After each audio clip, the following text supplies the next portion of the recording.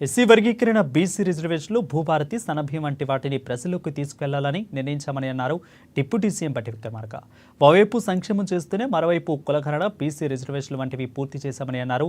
రాజీవ్ యువ వికాసం, young India international school పథకాలు అమలు చేస్తున్నామని అన్నారు. ఇక బీఆర్ఎస్, బీజేపీ పార్టీల తప్పుడు ప్రచారాలను తిప్పికొట్టామని అన్నారు భట్టి విక్రమార్క.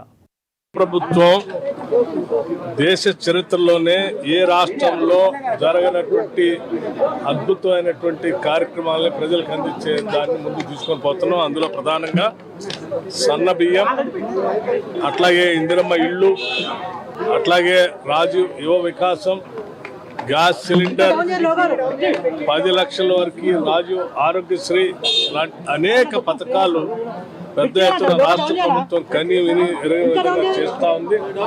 రుణమాఫీ కానీ, రైతు భరోసా కానీ, లేకపోతే ఆత్మీయ భరోసా కానీ ఇవన్నీ చేసుకుంటూ ముందుకు పోతా ఉన్నాం.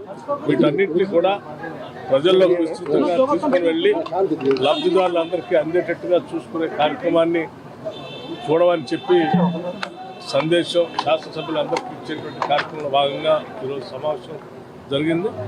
ఈ ప్రభుత్వ పరంగా చేస్తున్నటువంటి ఈ సంక్షేమ కార్యక్రమాలన్నింటినీ కూడా కింది స్థాయిలో, క్షేత్రస్థాయిలో డెలివరీ మెకానిజం